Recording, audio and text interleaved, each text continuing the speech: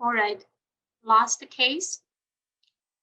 An 80-year-old had a biopsy-proven cancer at the outside hospital and underwent lumpectomy. But there is no cancer found in this lumpectomy specimen. So she come over to us for second opinion. This is the outside screening mammograms. What's your assessment? Let's start from the beginning. Most of them found the lesion and agree with the Barrett's 0 to call the patient back. Great. That's correct. Here is this mass in this patient's breast. This is the lateral aspect of this breast over here. And outside, the ultrasound was performed, and they found a lesion at 4 o'clock. Here's the lesion over here. Was based on this mammogram spot compression view and the ultrasound imaging. What's your assessment and recommendation? Okay, ultrasound guided biopsy, great.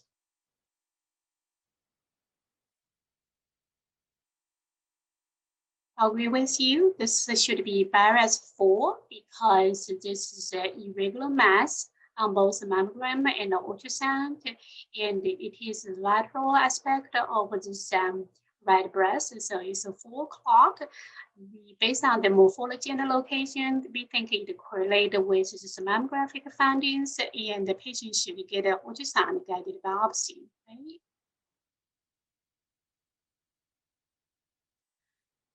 But at the outside facility, the surgeon performed a stereotactic guided biopsy. And here's the post-biopsy mammogram over here. And what will you do? Let's look at the imaging and answer together. For this one, they need to repeat the ultrasound guided biopsy because the outside surgeon, their biopsy the wrong spot. Remember that it's 4 o'clock and also it's the lateral aspect of the left breast. What is the biopsy is actually the median aspect of this left breast. So the biopsy is the wrong spot over here.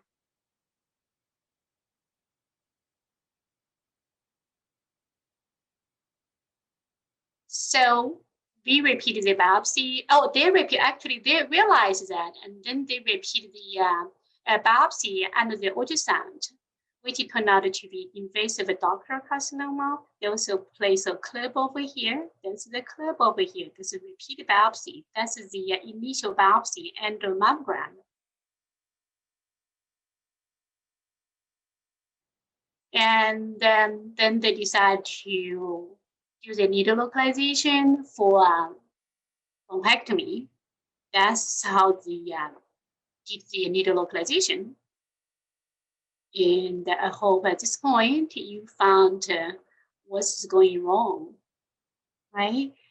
Instead of a local, remember this is a benign biopsy. This is the mammogram guided benign biopsy, and this is the ultrasound guided positive biopsy. Instead of localize the right lesion, they localize the wrong clip over here. So it's not surprising they didn't get cancer from this area, right? Okay. So what if we can learn from this unfortunate case? Number one, I don't know why they performed the mammogram guided biopsy after they found a correlate on the ultrasound. And the mammogram guided biopsy was performed by the surgeon.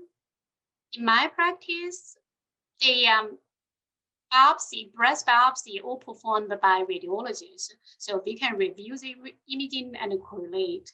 I don't know, the surgeon can review the mammogram or ultrasound, but definitely in this case, the biopsy is the wrong spot over here, right?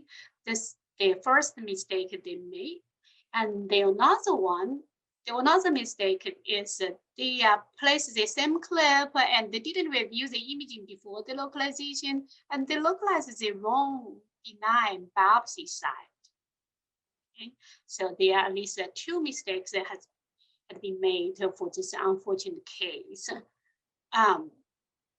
For our participant of this house, I don't know where from, but in the United States, 75% of breast core needle biopsy are performed by radiologists, only 25% by the breast surgeon. As a breast radiology, I think that the needle localization and biopsy should be performed by radiologists, because we are the one can review the imaging and correlate the clip. All right, I think that is all. Thank you very much for your attention. And now I can answer some questions if you have. Thank you. Case number 4, a 72-year-old developed hematoma. She presented to our ED after stereotactic core biopsy on the same day. So chart review showed that the patient has just had a stereotactic core biopsy, and what's true about the breast core needle biopsy. Here is the biopsy mammogram over here.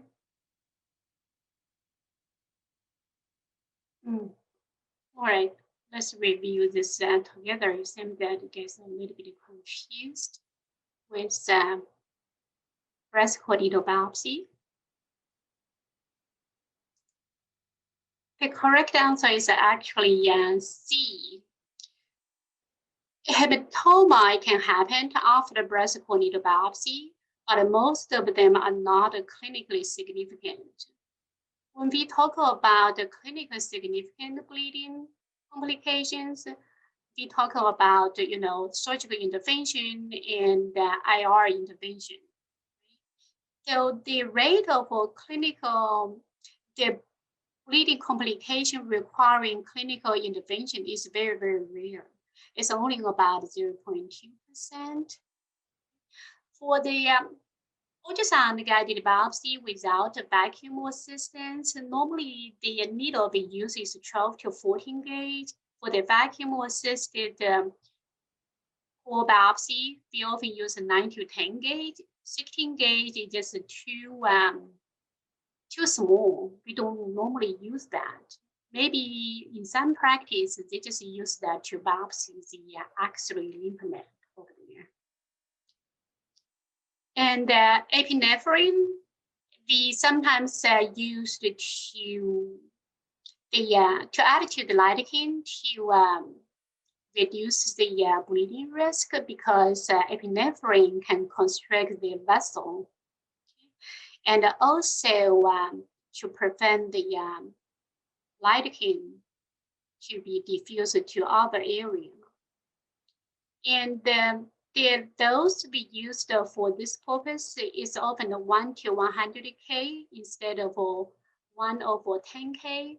1 over 10K, that dose is normally for the anaphylactic reaction and also cardiac arrest. So the dose of epinephrine we used for the lidocaine biopsy is much less. So CTA chest was performed in the ED, and here's the imaging over here. Definitely, you can see that there's large hematoma in this patient's left breast. There is an active contrast extravasation indicating bleeding over here. And then as a radiologist, when you look at this CTA, so definitely the next question you immediately ask yourself will be, where is this bleeding from, right? Which vessel? Okay, and then you will need to know your anatomy. What are the arterial supply to the breast? answer together. Okay, let's see your answer. I see that. Let's look at it together. The correct answer is actually B. Lateral thoracic artery is one of the arteries that supply the breast. Another one supplying the breast is the internal thoracic arteries. It supplies the medial anterior aspect of the breast. And the third artery supply the breast is the anterior intercostal artery, often at the T2 and T4 level.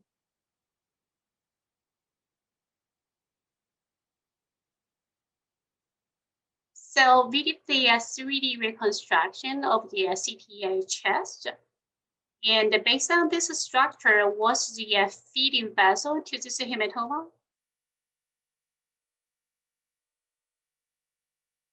I just give you a few seconds to think about that, because at this point, you need to pick up the phone and call the ordering physician and you IR colleague at this point, and let them know that this patient has active contrast extravasation, she's bleeding, and she needs intervention. But which vessel is bleeding based on this 3D reconstruction?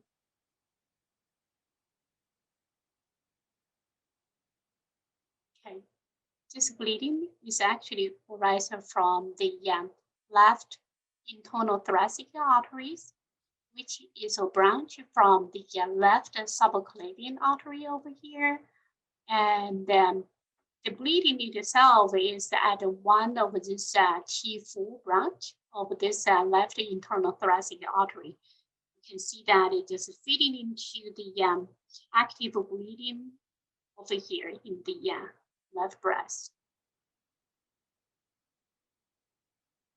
So the patient was moved to the IR suite. They did the fluoroscopic angiography, and because this internal thoracic artery is very small, they use a microcatheter with a micro wire over here.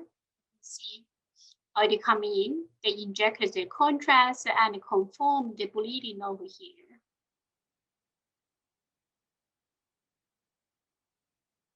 And then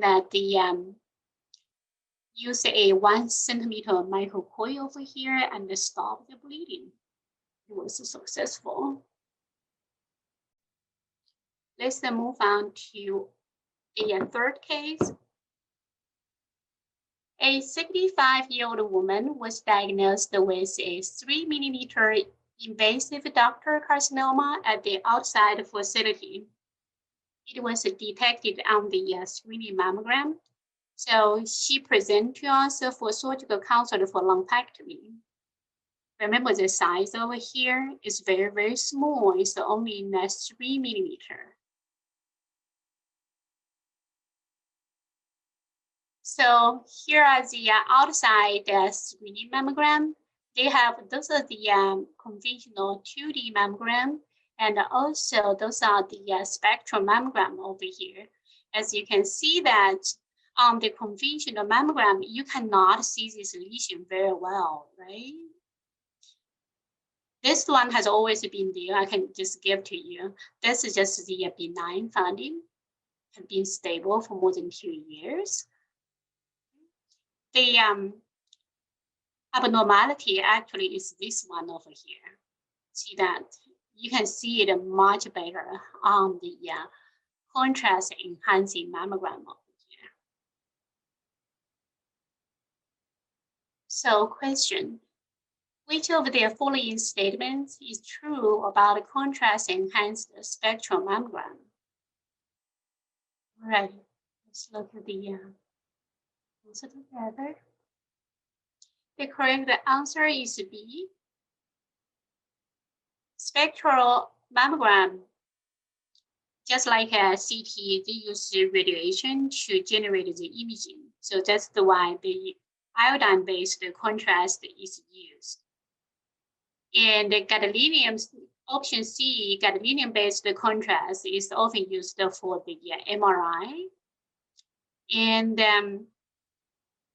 option A is not correct because temporal subtraction is often used for the MRI. For this spectral mammogram, we use dual energy subtraction. And the high energy beam KVP range is often 45 to 49, is above 33. That's the lower energy KVP over here. So that's why it's not a correct answer. Let's just quickly review the contrast enhancing digital mammography. So normally they will obtain the two imaging. One is this conventional mammogram that was taken before the contrast was given to the patient. And then after the contrast was administered, and then the patient will get additional exposure. And this additional imaging will be obtained at a higher energy, which is more than 33. The low energy is less than 33. Why is like that? Because the iodine K edge is 33. That's the why. We use 33 as a threshold for high and low energy over here. Okay. So after they obtain the low energy and the high energy mammogram, they are going to subtract just two imaging and generate a subtraction imaging over here to emphasize this enhancement and also erase this background. Question. So outside they did the mammogram guided biopsy, and those are the imaging over here. What's the best approach for the needle localization for this case based on this outside post-biopsy mammogram? Just for your reference, I also give you the pre-biopsy mammogram over here. All right. Great, you all get it right. They are going to come superiorly because that's the shortest distance from the skin. Next question, what's the appropriate coordinate for this needle localization? Let's see your answer. Okay, you all get it right. Okay. That's the D7 over here because the biopsy clip is here. So what's the appropriate next step? I'm giving you this imaging over here. Retract the needle, you will get it right. That's all great. And so let's just review this together. Here's a needle over here, and where's the lesion? It's very hard to see the lesion, right? Because it's too small, but there's a biopsy clip over here. The biopsy clip is very close to this calcified benign lesion over here. I think that's why the needle has been advanced to this level based on this post-biopsy mammogram. But it's just too deep over there. I'm glad you all realize that. So somehow the outside radiologists, they didn't realize that. They just thought that, hey, the clip was there at the same level as this benign mass over there. So they just kind of like localize this area. What they didn't realize is that the clip actually bounced back. And also the lesion itself, when you compare to the pre-biopsy one, is really above this benign lesion over here. But the good thing is that they realized that and asked the surgeon to remove the additional area. So what if we can learn from this case number 3? Small lesion is kind of tricky after the biopsy because it's often disappeared. And if it's ultrasound guided biopsy, it will be better because the clip placement is not common. But for the stereotactic guided biopsy, due to the accordion effect, the clip can migrate along this biopsy track. Like in this case, immediately after the biopsy, it migrates down. And then during the needle localization, they kind of migrate back. So when you have this case, just pay close attention about the clip and use all this landmark on the mammogram you have. Okay, next case. A 48-year-old woman with a recent benign biopsy. She presented for a second opinion. She had a screening mammogram before this diagnostic mammogram. So that's her mammogram. What's your assessment? Great, you'll get it right.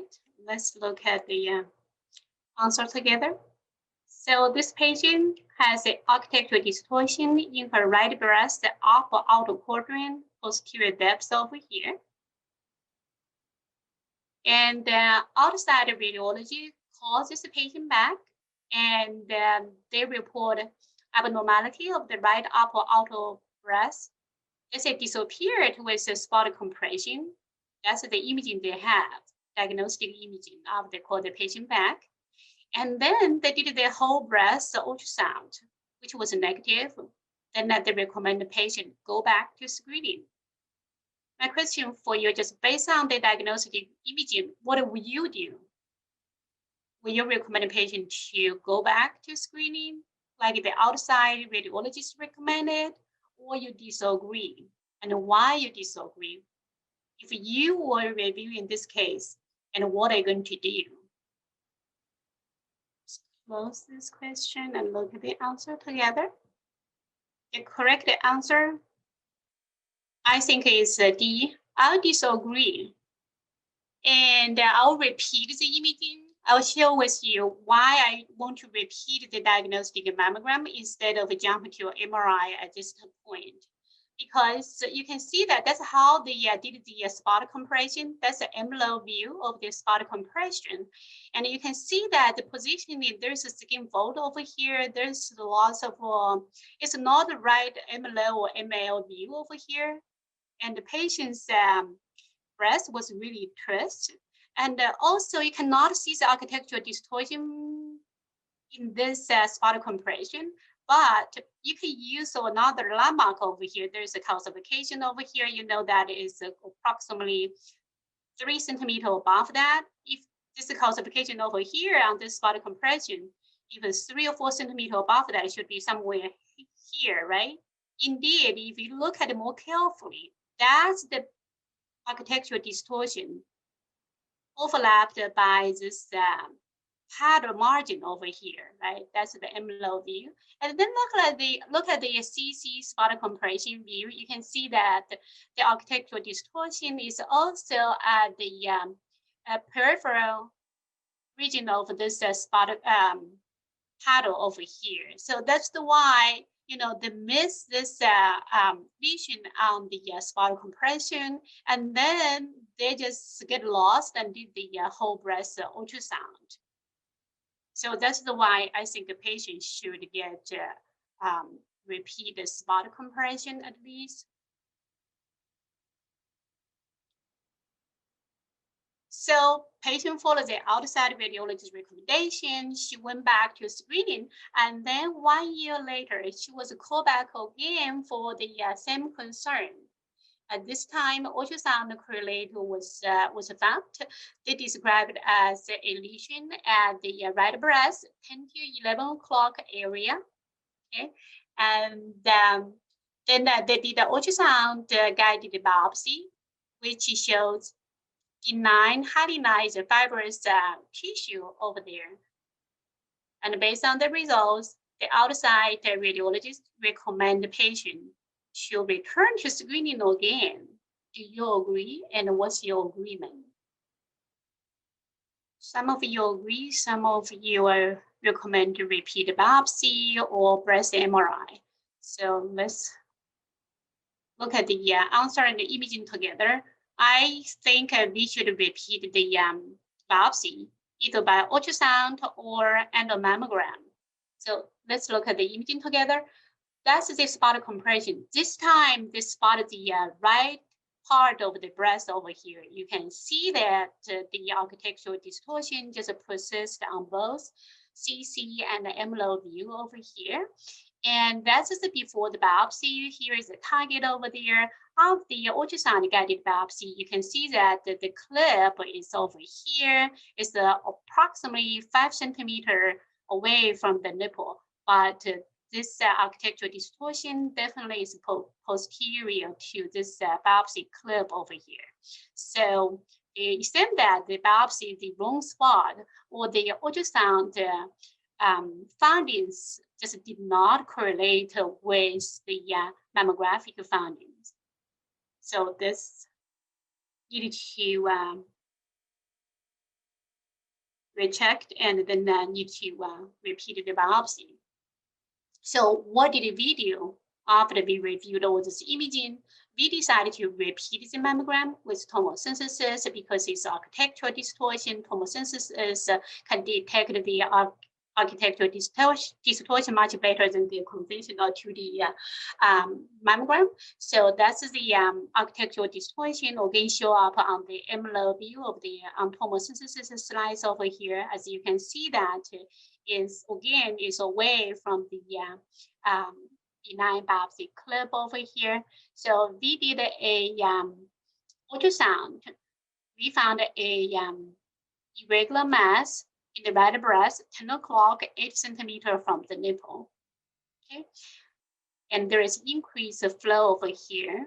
We gave the BIRAS 4C, 4B over here, and then we did an ultrasound guided biopsy because we feel very confident that the ultrasound will correlate with the mammographic finding over here based on the morphology and also the location over there.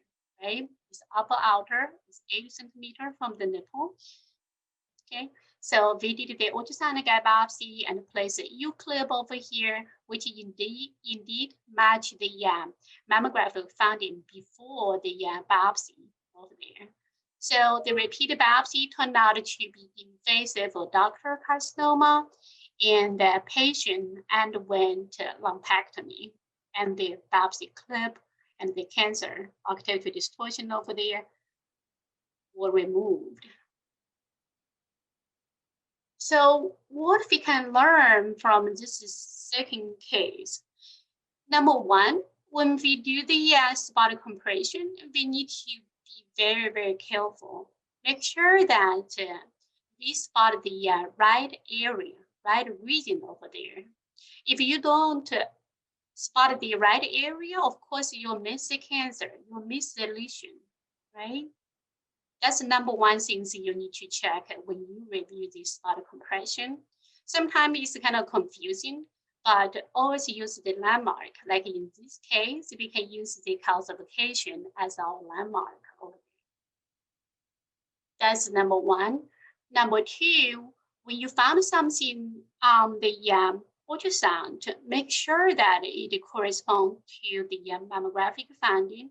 Like in this case, outside the report, just say that, hey, this lesion is at 11 to 10 o'clock. It didn't tell us how far away from the nipple, right?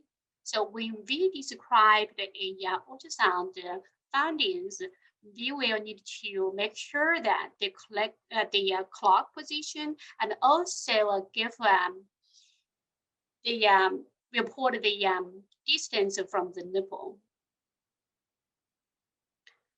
Another thing I would like to point out is that when these results come back as a benign, we normally review the pathology results and the radiology imaging. In this case, this benign results cannot explain the imaging finding because on the mammogram, clearly this is the architectural distortion. Benign finding cannot explain this architectural distortion on the mammogram. So in this case, will be red path discordant. Hi, everyone. Thank you for joining me this afternoon. So we are a comprehensive breast care center at a large hospital. Many patients come to our facility for second opinions. So I'm going through 5 clinical cases from the outside facilities. They are mismanagement and complications. Hopefully by the end of this lecture, we will be able to learn something from these outside cases on how to avoid the mistakes and manage the unavoidable complications. Case number 1, a 45-year-old woman had a recent diagnosis of a 2.8 centimeter infiltrating mammary cancer in the right upper outer breast at the outside facility. She was referred to our breast clinic for a lumpectomy. So outside post-biopsy mammogram are shown over here, and the biopsy site were labeled with this star over here. So based on this mammogram, what's your recommendation? I will just give you a few seconds to think about the answer over here. Okay, great. Let's check the answer over here. See. Okay, the correct answer is MRI. So just based on the mammogram, you can see that the right breast, when compared to the left breast, is smaller, right? When this happens to you at a clinic, normally there are 2 things we need to check. Number 1, we would like to compare to the prior exam, if available, to see if a patient just, have this asymmetric breast over time, just the patient's normal, right? Number 1. Number 2, it could be just positioning. But in this case, we compare to the prior, the patient's right breast is always is smaller only this year, and also on both envelope view and CC view, both are small over here. So this is not something has been always like this. That's not a positioning of this year. So there's something wrong with the right breast. So the correct answer is C, because we need to perform an MRI to find out additional findings in this breast. We cannot go ahead and do the needle localization and the lumpectomy because there's more things going on in the right breast. At this point, I don't think we are ready to go with a bone scan or CT chest. That's for the systemic evaluation of the disease. After we get the full picture of what's going on in the right breast locally. Next question.